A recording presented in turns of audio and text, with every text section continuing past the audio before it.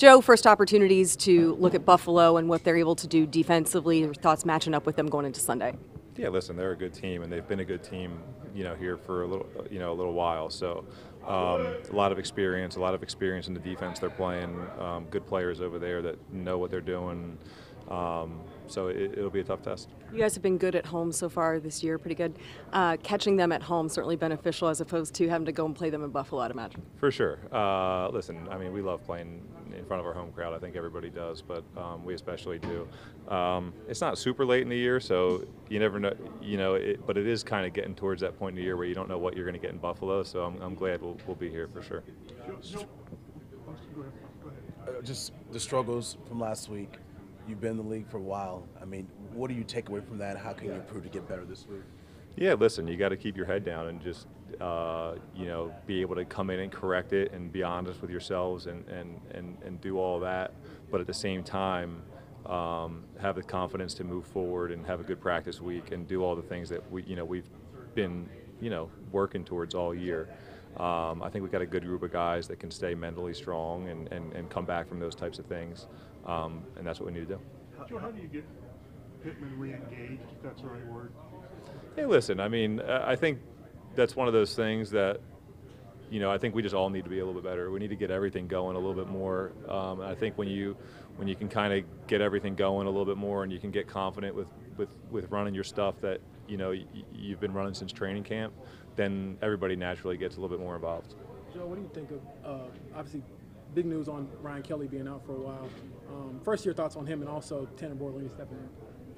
Yeah, listen, I think anytime you lose a veteran, there's gonna be a little bit of an adjustment, especially a player like him. But I think the positive for us is that we've had a lot of experience. We've already had a few games this year where we've had to have him specifically step up at center, and I think any experience is good, and the fact that he's had real time game action, I think, is a huge positive for our O-line. Joe, in the grand scheme of your career, what does this opportunity mean for you? I don't really think big picture when I'm in the middle of a season and really just trying to keep my head down and go win football games. I think that's a general philosophy probably to get your best, is to just kind of take it week by week. And listen, in this league, you have enough to worry about day to day that you're not really thinking about all the things that, don't necessarily matter in the moment.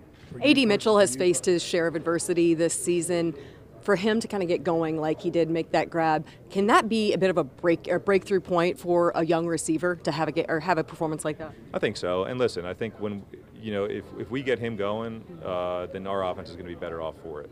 He's a talented player, and he can do a lot out there. So I think it's definitely one of those things that can kind of get you engaged and get your confidence started off a little bit. But like I said, we're a better offense and a better team if he's going, so that'll be good to see.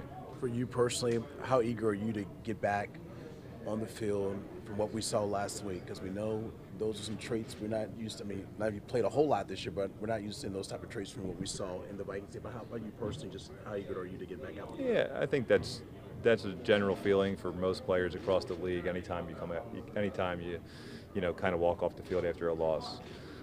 It's the nature of this business. I mean, besides the Chiefs right now, everybody's had to do it at least once. And no matter what your situation is, it's never easy to, look in the mirror after losses.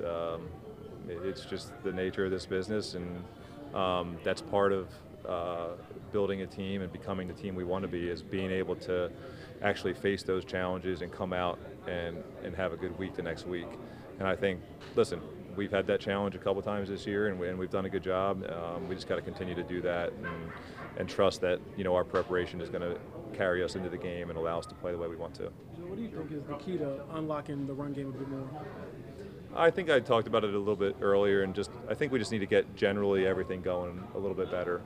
I think that way we can feel like we're at least dictating the pace of the game a little bit, as opposed to letting the defense do that to us. And I think when we can do that, then we can get everything going a little bit better. And as you know, in this game, everything plays off of each other a little bit. So I think it's important for us all to kind of just collectively, you know, trust the game plan, trust our preparation, and go out there and just do what we know how to do, and all those things will come naturally. How quickly do you kind of move on from the previous week's critiques and go to the next game? Well, listen, today's Wednesday. We're all eyes on Buffalo, and I wish it was easy as saying that, you know, that was it. I think everybody has a sour taste in their mouth, and that lingers for a little bit.